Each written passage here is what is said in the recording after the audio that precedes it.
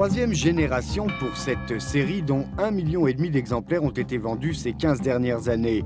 La série 5 proposera 5 modèles, tous alimentés par injection, de la 520i à la 535i, en n'oubliant pas la 524 turbo diesel.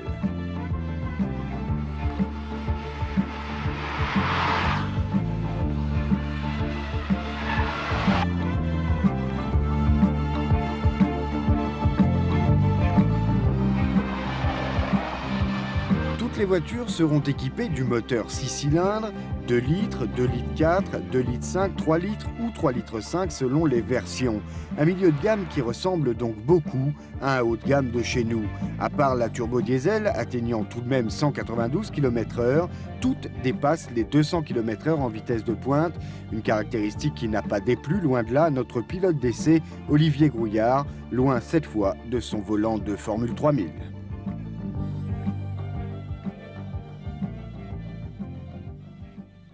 Moi, je pense que d'abord les BMistes seront hyper satisfaits parce que c'est la représentation même de ce que l'on attend d'une BMW, en ce sens qu'elle est agressive, elle a une ligne fine et sportive et on a un comportement et un plaisir de conduire cette voiture qui est immense et qui représente vraiment ce qu'on attend d'une BMW.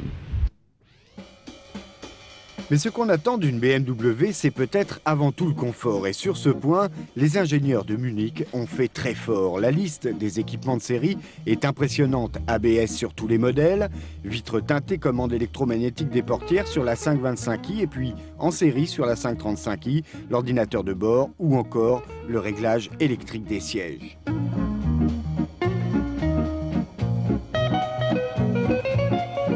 Beaucoup de classe donc, d'autant que l'extérieur a lui aussi bien évolué. Déjà, la série 5 s'est allongée de 10 cm et mesure aujourd'hui 4,72 m. Le coffre a vu son seuil de chargement s'abaisser jusqu'à ne plus mesurer que 3 cm. Des progrès côté sécurité également, avec à l'avant 2 amortisseurs d'impact hydraulique destinés à absorber les chocs jusqu'à 15 km/h. Enfin, un dernier gros effort a été réalisé, il concerne la tenue de route. Le gros point à noter, c'est une grosse amélioration de la tenue de route sous la pluie. Je crois que c'était le point faible de BMW les années précédentes. Et je crois que là, il y a eu un travail immense de fait. Je crois que les gens qui étaient un petit peu réticents à acheter des BMW tout simplement parce qu'elles étaient difficiles à conduire sous la pluie, là, je crois qu'ils seront satisfaits.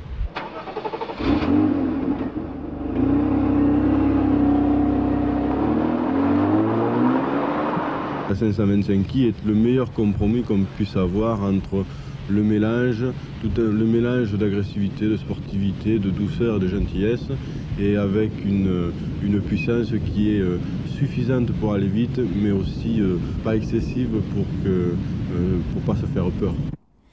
Peu de défauts donc à reprocher a priori à la nouvelle série 5. Il faut dire que délibérément, BMW a choisi de se battre désormais à des niveaux de plus en plus élevés.